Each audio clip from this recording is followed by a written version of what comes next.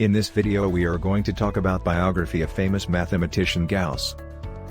So before starting, please like this video and subscribe to this channel for our future updates.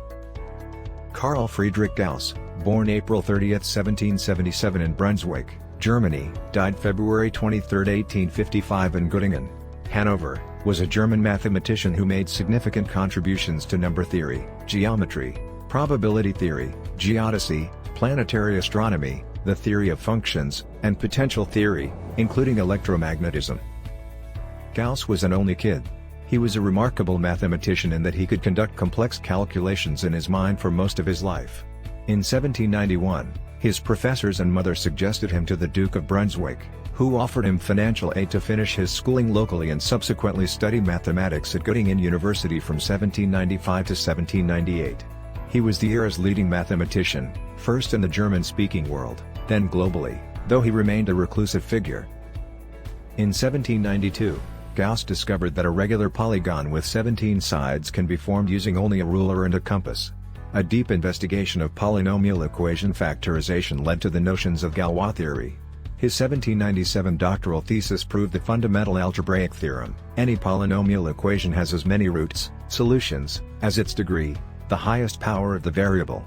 The critique of past attempts in Gauss' proof, but not entirely compelling. Gauss proved this major conclusion 3 times, the last on the 50th anniversary of the first. But it was 2 important papers in 1801 that made Gauss a genuinely extraordinary genius. His Disquisitions Arithmetical was the first comprehensive treatise on algebraic number theory. A full treatment of quadratic polynomials in 2 variables and integers is followed by the above-mentioned factorization theory. Gauss' continued interest in the area prompted significant research, notably in German universities. His second discovery was the asteroid series. Astonishingly, it went behind the Sun before enough observations could be obtained to calculate its orbit with enough precision to predict where it would resurface. Many astronomers vied to find it again. But Gauss won.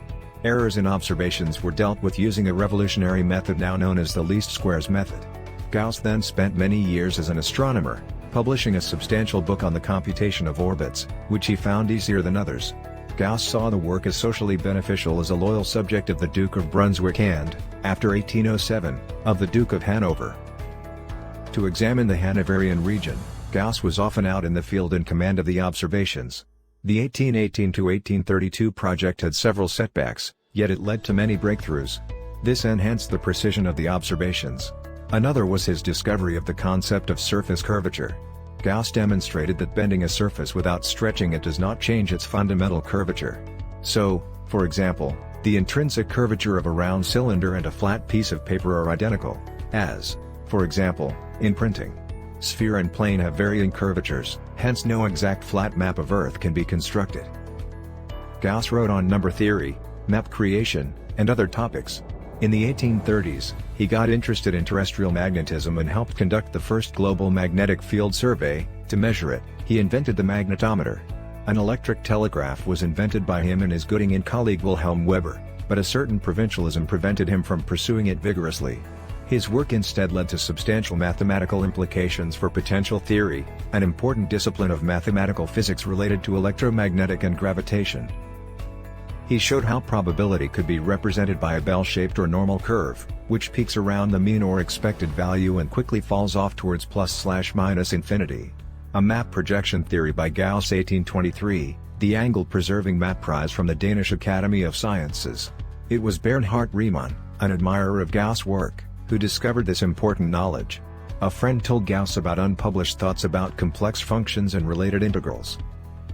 Gauss hid several of his findings. As a Göttingen student, he began to doubt Euclidean geometry's a priori reality and its empirical truth. This necessitates a new geometric explanation, but he chose to attack various a priori Euclidean geometry defenses instead. He seems to be warming on to the idea of non-Euclidean geometry. Gauss' own theories didn't come together until 1830, when Janos Bolyai and Nikolai Lobachevsky reported on new non-Euclidean geometry. It's possible to merge these ideas into a stunning whole, but Gauss never did. A few points to his intrinsic conservatism, others to his inability to construct a fundamental notion that would regulate geometry once Euclidean geometry ceased to be unique. However, none of them are complete. He also kept his elliptic functions secrets from his contemporaries. In 1812, he described a fascinating infinite series, but not the differential equation it solves. And he illustrated how the hypergeometric series can define various functions. His knowledge of differential equations had enabled him to construct a theory of elliptic functions devoid of elliptic integral roots.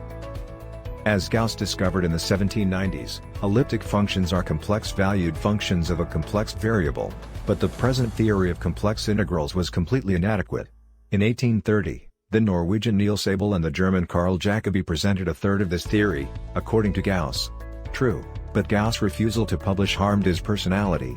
Gauss also failed in other areas. He didn't want to enlarge Göttingen University's student body. His contemporaries viewed his writing style as straightforward and disciplined, but without excitement and tiring to follow. A few of those who ventured to write to him got responses, but he didn't help the masses. Others criticized Lobachevsky's non-Euclidean geometry ideas. To follow the debate, Gauss elected Lobachevsky to the Göttingen Academy. Boya's recent writings have been unearthed, Gauss wrote. In his unpublished papers, Gauss left a legacy that lasted well into the 20th century. Instead, it was Riemann's broad views about geometry, Eugenio Beltrami's clear and rigorous treatment of it, and Gauss' private notes and correspondence that paved the way for non-Euclidean geometry's acceptance. What do you think about our video? Please let us know in the comments area below. If you enjoyed this video and would want to hear from me again, please subscribe and turn on the notification before leaving. Thank you for watching us.